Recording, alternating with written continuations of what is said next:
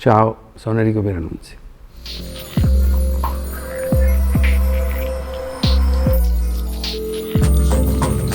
Questa è una domanda che io vorrei non sentirmi mai porre, perché una risposta è chiaramente impossibile da una parte, dall'altra possibile, ma poi uno comincia a disperdersi in considerazioni magari anche astratte.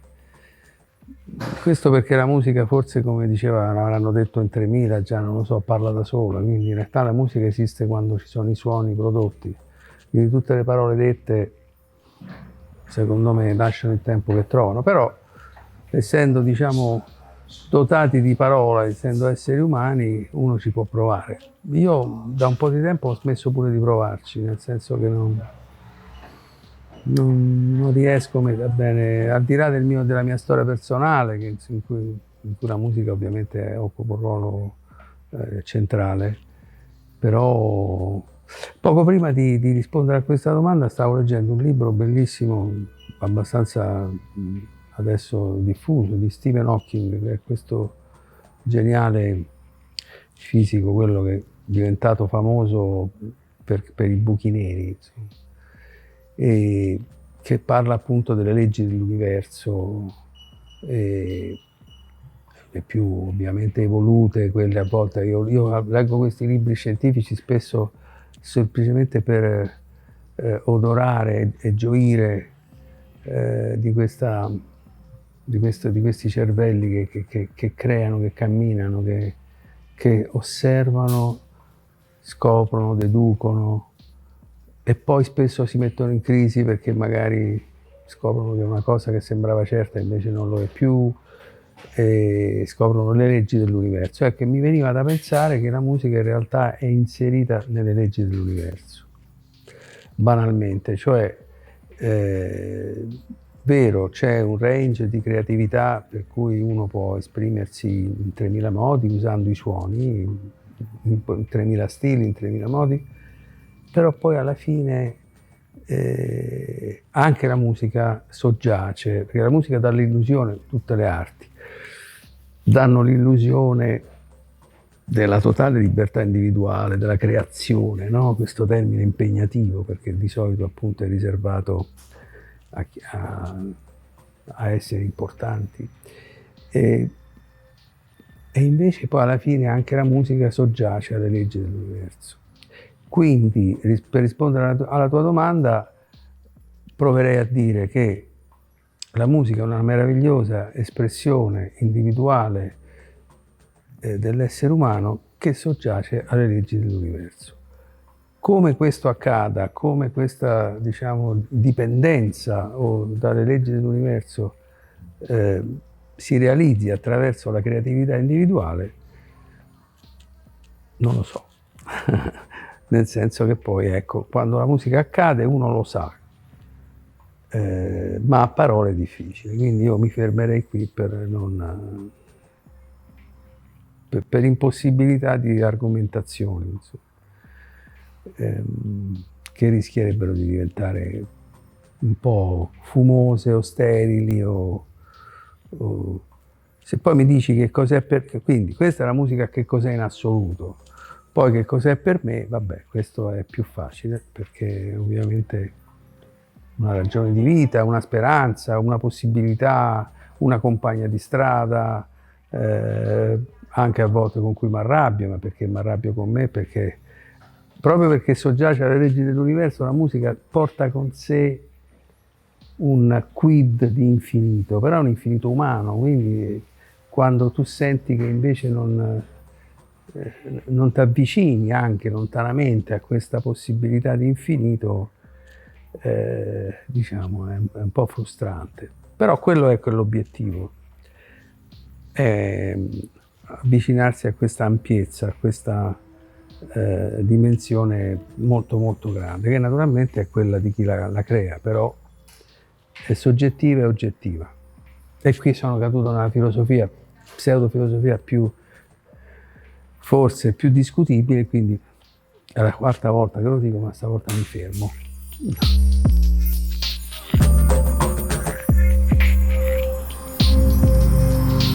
Sfugge scorge la musica, cioè, è liquida, come dicono adesso di tutto, no? Ma non è solo liquida, è anche aeriforme, poi insomma percorre delle strade, quelle dell'emotività o anche quelle del pensiero, quelle dell'immaginazione, che insomma è difficile raccontare. Si possono raccontare storie di rapporti tra musicisti o anche di rapporti con se stessi.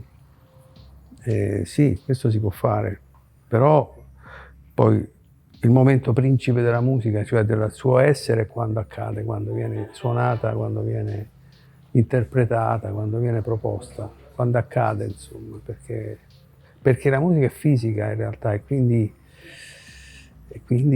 deve realizzarsi in tutta la sua fisicità, proprio di vibrazione, insomma. Fisica. C'è addirittura un libro bellissimo di un compositore, un libro, cioè, è un titolo un po' complicato, però è bellissimo, anche il titolo è The Shaping Forces in Music, che vuol dire le forze che danno forma alla musica. Questo è un compositore austriaco dei primi del Novecento, è vissuto fino al 63, è austriaco e poi come molti emigrati in America si chiama Ernst Tock e lui insiste molto sul carattere biologico della musica, che è un termine che colpisce perché uno non associa mai la musica alla biologia e invece ha ragione. Cioè io quando a volte per esempio faccio a botte con qualche accordo che so che c'è ma non lo trovo e magari poi sbuca dopo una settimana e dopo dico beh era questo quello giusto e ho la sensazione appunto di aver acchiappato per un attimo una giustezza biologica, cioè deve essere così, non deve essere, non che può essere, poi certamente c'è anche il può essere, vabbè, ma certe cose devono essere in un certo modo. Questo naturalmente è un discorso anche pericoloso perché uno dice vabbè allora praticamente se la musica soddisfa queste leggi rimane sempre uguale, no, a se stessa, no, dice allora siamo sempre a Mozart o a Brahms, no, perché poi c'è tutto il campo anche della dissonanza che però pure sembra diciamo trasgredire le leggi universali che poi ha altre leggi al suo interno, quindi diciamo che ecco più che la domanda che cos'è la musica sarebbe più interessante chi è il musicista. Il musicista, me la so fatta da solo, il musicista è un po' un manipolatore di suoni, è vero che è un creatore, però anche un manipolatore di suoni, è un medium, appunto rispetto a una realtà che lui ovviamente maneggia con maggiore o minore abilità. E in qualche caso, volendo buttarla sul mistico, un sacerdote, perché proprio è un medium, è un intermediario, però in realtà questo poi è un falso clamoroso, perché poi in realtà diventa lui stesso quello che fa e disfa. Quindi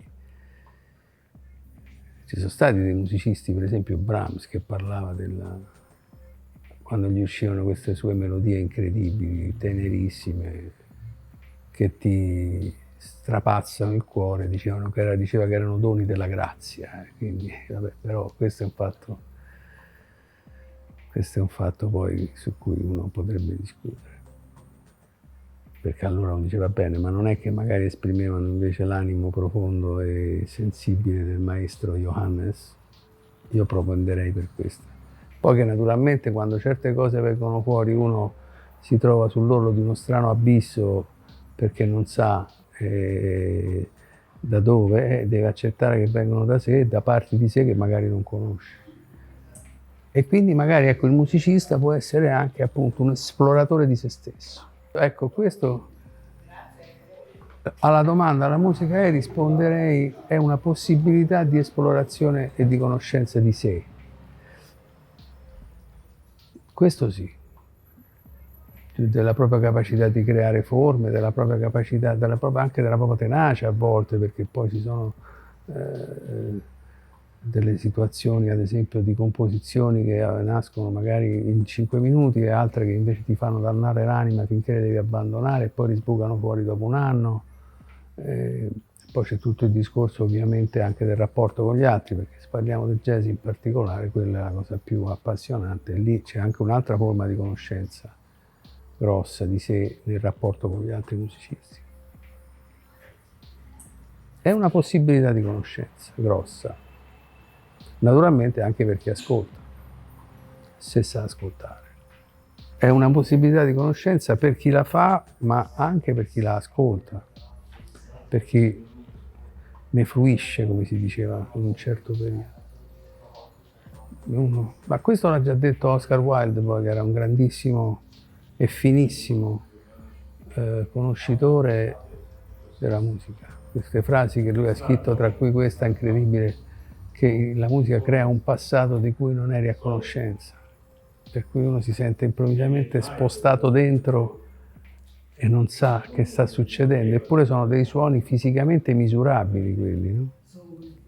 Che ti prendono e ti aprono dentro delle porte, e questo succede, anzi a volte da questo punto di vista la musica è anche un'arte inconsapevole, perché ha bisogno della camera di risonanza che è costituita dagli ascoltatori. A me succede ogni tanto che arriva della gente che mi dice quel pezzo mi ha provocato questo, quel pezzo mi ha provocato quello, e io dico guarda, io non posso che umilmente accettare questo regalo che mi fai, ma non so spiegarti nulla. Cioè, non è che io quando ho scritto il pezzo mi ponevo il problema del... In realtà è un atto forse di grande egoismo scrivere, comporre, si scrive per sé e non c'è nulla di biasimevole, anzi. Poi però se uno viaggia dentro di sé e è sincero e riesce appunto a acchiappare, andare a pescare in zone inconsce, le vogliamo chiamare, non lo so, particolarmente profonde, e questo mette in risonanza anche altri, cioè gli ascoltatori, beh, questo dà un po' senso.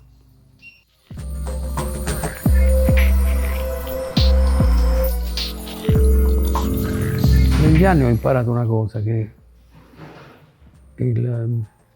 si può essere musicisti in tanti modi, non c'è un modello.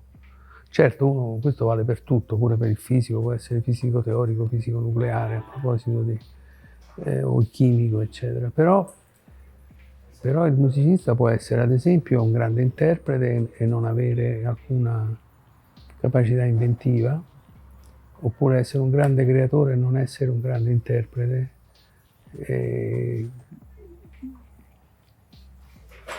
Può essere un grande solitario o invece uno che sta bene con gli altri e che interagisce. Ci sono molte connotazioni dentro il termine musicista, insomma. È particolare questa cosa.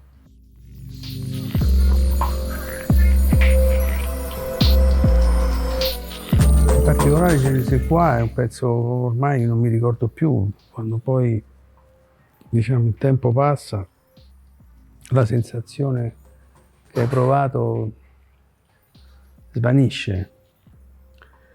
Rimane però qualcosa del sentire che hai provato e che ha costruito quella forma nella forma stessa, che può essere la melodia, può essere la melodia accoppiata all'armonia.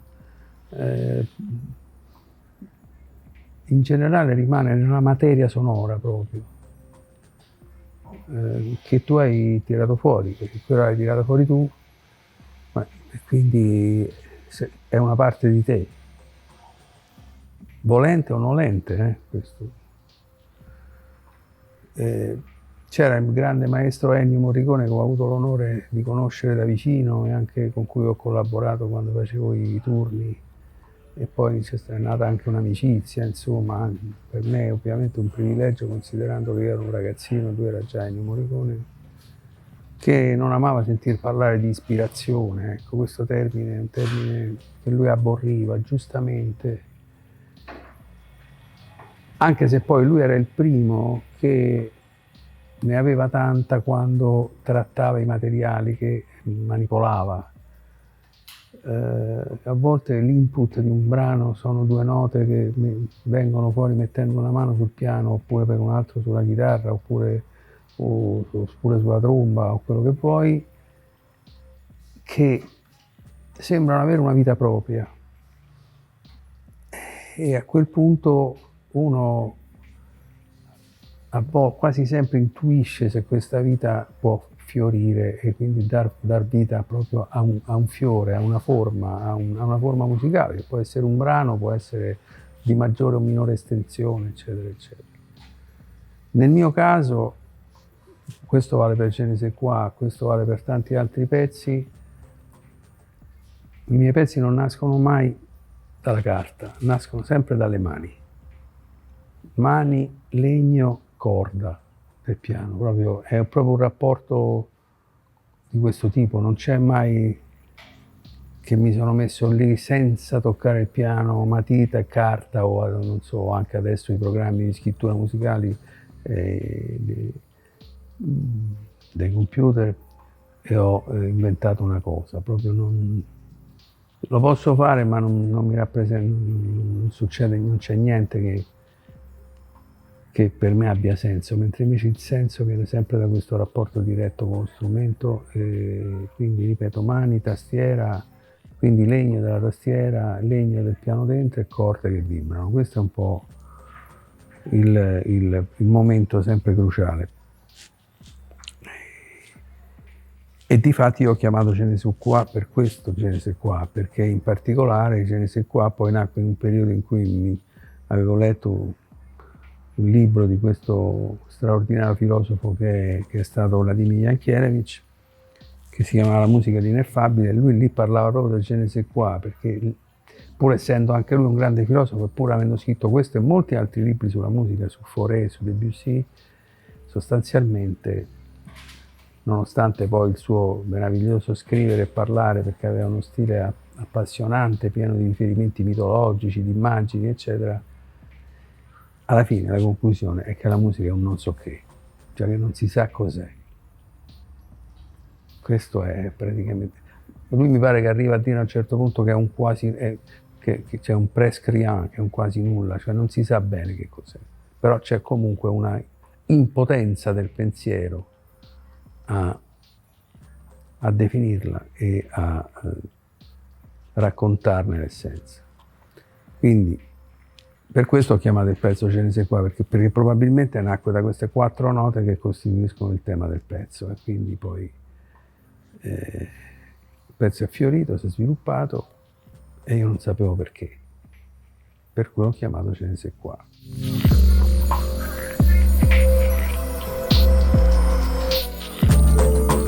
Allora, ti sorprenderò con effetti speciali, nel senso che forse per la prima volta, no, rivelo mi sembra un termine un po' eccessivo, insomma. Comunque mi viene di soffermarmi sul fatto che i ricordi più grossi dei miei primi anni, che sono stati quando avevo 5 e mezzo, 6, 7, quindi, sono gli odori. E sono odori di, per esempio, l'odore dei dischi a 78, proprio l'odore dei dischi a 78, non solo i suoni erano legati molto agli odori, oppure l'odore del giradischi che avevamo, che era un vecchio mobile di legno, dove sentivamo questi 78. E senza dire naturalmente la chitarra di mio padre, perché poi è vero che la suonava lui, però io la toccavo quando non c'era lui ogni tanto, eccetera, eccetera. Molto gli odori, anche le copertine di questi 78, che insomma avevano un odore particolare, inconfondibile, che ancora è rimasto in qualche neurone, non so. E poi i primi suoni, sono tutti i suoni che hanno un po' disegnato e formato la mia vicenda musicale. Proprio ieri sera, per coincidenza, dopo 3000 anni ho risentito, perché stavo sentendo appunto un programma musicale, ho risentito Charlie Parker, ho risentito uno Scrap from the Apple con Parker, e devo dire che mi paralizza ogni volta, come mi paralizzava pure quando ero ragazzino, perché ha questo suono, no, con un'emozione dentro unica per me. Ripeto, poi anche qui non voglio cadere nella retorica, perché poi, ripeto, questo è molto individuale, perché un suono ti becca, perché un suono non ti becca, eccetera. Quello è stato veramente il primo suono che, infatti è ancora incardinato nella carne, direi, perché comunque quando lo sento, al di là del pezzo che suona, proprio l'effetto è sempre quello di una grossa tempesta emotiva. Come se lui mi portasse da qualche parte, questo suono mi portasse da qualche parte che mi impedisce poi di parlare, ma è profondamente sentito, sentitissimo. E quello forse è stato, naturalmente poi il suono della chitarra di mio padre, infatti la chitarra è un suono che mi commuove sempre. Adoro il suono della chitarra, soprattutto la chitarra proprio semplice, acustica, non elettrica. Il suono che ovviamente mi ha... E qui entriamo nel problema, nel senso che chiaramente quando uno poi raggiunge un po' di età come l'ho raggiunta io, uno si domanda ma la musica è genetica o no? Si trasmette per via genetica, come alcuni sostengono? Io non ci credo. Io ho cominciato a 5 anni e mezzo, è stata un'idea di mio padre che ha comprato un pianoforte, io non sapevo neanche cosa fosse, questo l'ho raccontato tante volte, e praticamente negli stessi giorni ho cominciato sia musica classica che jazz, perché lui fece le cose per bene e procurò anche l'insegnante che stava vicino a casa mia, che mi insegnò a leggere e a scrivere la musica e i primi pezzetti. Mentre a casa, tornando poi, sovente lui si metteva seduto vicino a me e mi insegnava a orecchio il blues, mi ha insegnato i primi pezzi americani, Blue Moon e poi Nuage, perché lui era pazzo di Django Reinhardt, quindi Nuage l'ho suonata non so quante volte, Body and Soul. E lui diceva che lui era pazzo di me, perché diceva che io avevo qualcosa di particolare. E una cosa divertente era che sovente io magari imparavo un pezzo che lui mi insegnava a orecchio seguendo mio padre, e magari ogni tanto dicevo ma secondo me questo accordo non è giusto. Io avevo però 7 anni, 8 anni, e quello si arrabbiava e dice ma come non è giusto? E qual è quello giusto? E io glielo suonavo quello giusto. Cioè, quindi c'era questo aspetto qui che insomma da una parte lo emozionava, dall'altra... Però gli devo riconoscere una cosa fondamentale, a parte ovviamente l'affetto e tutto, anche che lui mi spingeva a improvvisare. Perché io leggevo con grande facilità, però lui mi spinse a improvvisare. Questo me lo ricordo bene, quando proprio gli chiesi come devo fare. E lui mi disse fai come me. E quindi io piano piano a orecchio cominciai a capire come lui modificava le melodie, come girava intorno agli accordi, eccetera, eccetera. Questo fu il primo proprio apprendimento e quindi di questo ovviamente gli sono grato. E poi dopo ci ho messo del mio, perché i dischi che avevo a casa, che erano poi i suoi, e in particolare quelli appunto di Parker, Konitz, anche Chet Baker, eccetera, sono diventati la mia, diciamo, biblioteca ideale, e io lì andavo a rubare altro oltre quello che mi aveva detto lui. È una storia così particolare, e lui ha fatto appunto anche lui da mediatore tra me e la musica, e quindi è andata così. Poi ripeto, c'è questo interrogativo, ma alla fine non so quanto interessante. Sicuramente se in una casa c'è molta musica è più facile essere, come dire, incantato da questa sirena. E poi naturalmente anche il rapporto con lui fu un rapporto molto forte, perché poi quando un rapporto viaggia attraverso l'orecchio soprattutto, c'è la complicità, c'è anche il gioco. Posso dire che quello è stato un po' il mio gioco infantile anche, non era una cosa appunto soltanto, era proprio che mi divertivo. Sì, era un po' anche un gioco, perché era un gioco, era una scoperta. Ecco, quello che avevo è che poi anche quando mi sono avvicinato a questi fatidici dischi, io di fatto il jazz l'ho imparato da questi 10 dischi che avevo a casa. oltre, ripeto, dall'input iniziale, dopo l'input iniziale di mio padre, era la curiosità, ero un curioso, ero un ragazzino curioso che voleva capire come funzionava. Naturalmente c'era prima un'attrazione emotiva di suoni proprio, e poi c'era la voglia di capire come funzionava il giocattolo, e così piano piano ho decodificato questo misterioso linguaggio che era il bebop in particolare. Poi da lì è successo tutto, scoprendo anche che non lo sapevo, che potevo scriverla la musica, oltre che ascoltarla e magari anche imitarla, ma che potevo scrivere la mia, e quello è stato un altro passaggio sicuramente fondamentale.